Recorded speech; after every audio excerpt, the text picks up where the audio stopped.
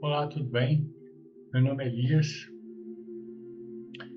Quero comentar com vocês sobre o Salmo 130.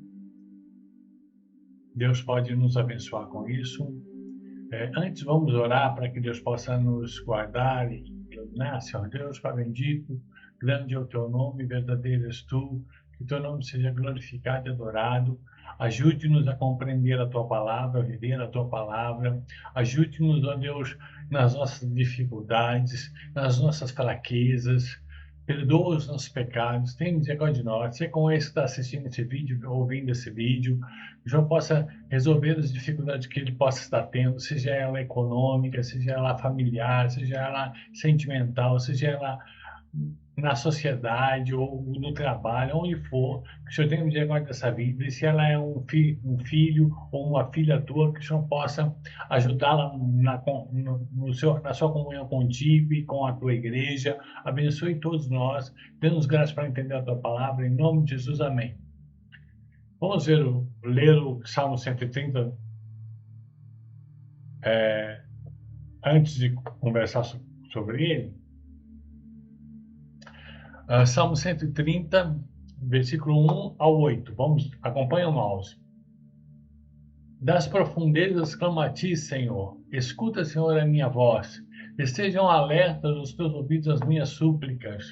Se observares, Senhor, iniquidade, quem, Senhor, subsistirá? Contigo, porém, está o perdão para que te temam. Aguardo, Senhor, a minha alma o aguarda. Eu espero na sua palavra. A minha alma anseia pelo Senhor, mais do que os guardas pelo romper da manhã, mais do que os guardas pelo romper da manhã.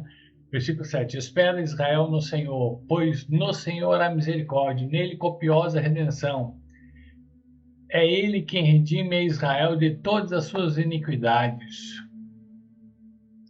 Então, nós vemos nesse salmo que ele fala sobre profundezas.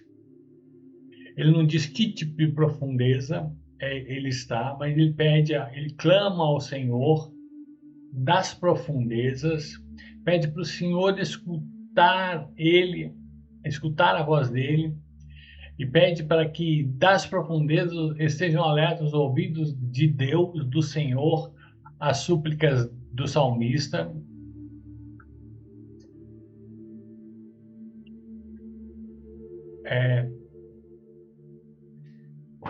E no versículo 3 ele diz assim: se observar, Senhor, a iniquidade, quem, Senhor, subsistirá? Ou seja, dá a entender de que as profundezas em que os salmistas se encontravam, além de dificuldades naturais da vida, era uma profundeza em que o atrapalhava, o que impedia ele. E ele diz que, ele dá a entender, ele diz no versículo 3, que se o Senhor observasse ele, ou seja, nas profundezas,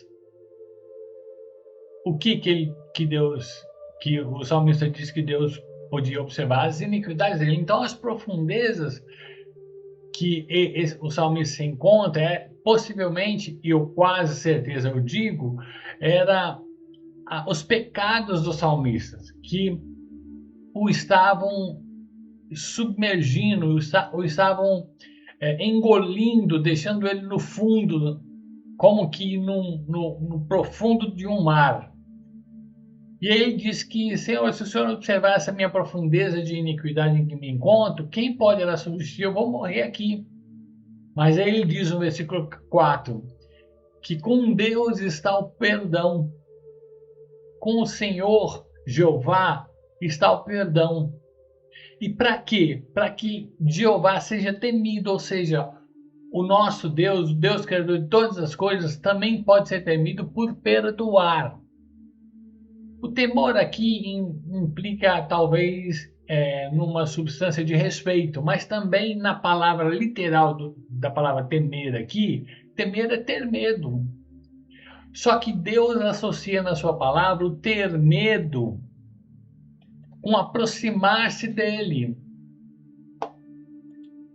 Como vemos aqui, para que sejas, para que te temam. Ou seja, Deus perdoa para ser temido. Então é muito interessante observar isso, que temer a Deus não é só porque Deus é vingativo, Deus não é vingativo, mas ele vai se vingar. Ou porque Deus e se ira, Deus não permanece na ira, mas ele pode se irar. Ou porque Deus vai retribuir algum mal feito de alguma pessoa, então essa pessoa fica com medo de Deus. Não, Deus pode ser temido também por fazer coisas boas, como dar o perdão. Então, nós devemos buscar a Deus para sermos perdoados, e então Deus tirará a gente, aquele que buscar a Deus, que clamar a Ele na profundeza do seu pecado. Deus pode resgatar essa pessoa do seu pecado e perdoá-la, porque quando Deus perdoa, Ele tira você do pecado. Ele não só perdoa e deixa você fazendo pecado, Ele também vai tirar você do pecado, porque Ele vai tirar você das profundezas. Porque é por isso que o salmista clama a Deus. Olha o que ele vai dizer nos versículos seguintes. Por exemplo, no versículo 5. Aguardo o Senhor, a minha alma o aguarda. Eu espero na sua palavra. Ou seja, o salmista, ele sabe que a palavra de Deus é santa e orienta, porque esse salmista conhecia o Pentateuco que Moisés escreveu, que é a lei de Deus. Em Levítico há diversas leis. Essa era a palavra que o salmista ouvia e lia. Então ele sabia, por exemplo, que ele não poderia maltratar as pessoas. Ele não poderia mentir. O salmista sabia disso, que dizia na lei de Moisés, no livro de Levítico. A pessoa não podia adorar a outros deuses. Ele sabia, essa era a palavra. E ele esperava nessa palavra. Mas ele, nas profundezas em que ele se encontrava, ele não conseguia, porque as profundezas de iniquidades o mantinha preso lá no fundo. Então ele clamava a Deus por perdão. Contigo, porém, está o perdão, diz o versículo 4. E aí ele diz que a minha alma anseia pelo Senhor. Mesmo ele olha só, você pode estar em qualquer profundeza, mas você pode ansiar por Deus. Você pode buscar a Deus. Você pode ansiar por Deus. E Deus pode te abençoar se você fizer isso. Então ele diz no versículo 5, aguarda o Senhor, a minha alma aguarda pela sua palavra. A minha alma anseia pelo Senhor, mais do que os guardas pelo romper da manhã. Note, um guarda, quando está chegando perto do romper da manhã, ele está desejoso de dormir. Ele está ansioso. Ele está com aquela ansiedade para poder ir descansar. E quando o salmista se encontrava nessas profundezas, ele estava ansioso pelo Senhor, para que o Senhor o perdoasse, o tirasse das profundezas, o fizesse cumprir as palavras dele. E aí ele repete, como que duplicando o seu pedido. Ele diz, mais do que os guardas pelo romper da manhã, espera Israel no Senhor. E ele fala que não só ele, como um povo todo está assim, ele se inclui nesse povo. E aí ele diz no versículo 7 ainda, pois no Senhor há misericórdia. Olha só, misericórdia para perdoar as profundezas em que ele se encontra de prática de pecado. Aí ele diz, nele, em Deus, no Senhor Jeová, copiosa redenção. Há no Senhor Jeová copiosa redenção. Copiosa aqui é uma palavra portuguesa que diz muita coisa. Então há muita redenção. E aí ele diz no versículo 8, é ele quem redime Israel de todas as suas iniquidades. Lembra como eu falei aqui no versículo 4, no versículo 5 e 6? De que O salmista quer que Deus tire ele da profundeza do pecado para que ele pratique, e é isso que ele fala no versículo 8. No versículo 8, vou colocar aqui para vocês.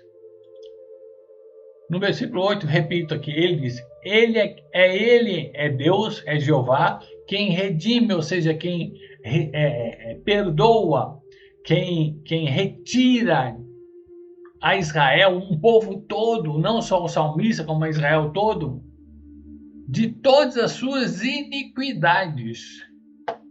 Então, o salmista sabe que a profundeza que ele se encontra deve ser retirada dele. Ele deve sair dessa profundeza e caminhar diante da presença de Deus na manhã que chegará ao salmista e a todo Israel. Então, lembre-se, se você estiver afundado numa lamaçal de pecado ou dificuldade, clame dessa profundeza, clame dessa dificuldade terrível, clame a Deus. Ele vai te ouvir e ele vai te abençoar. Que Deus abençoe a todos. Vamos orar agora, terminei agora aqui, vamos orar para que Deus possa nos iluminar e nos ajudar em toda a nossa vida. Mais uma vez, vamos orar. Senhor Deus, Pai bendito, muito obrigado pela tua misericórdia, pelo teu favor, pela tua bondade.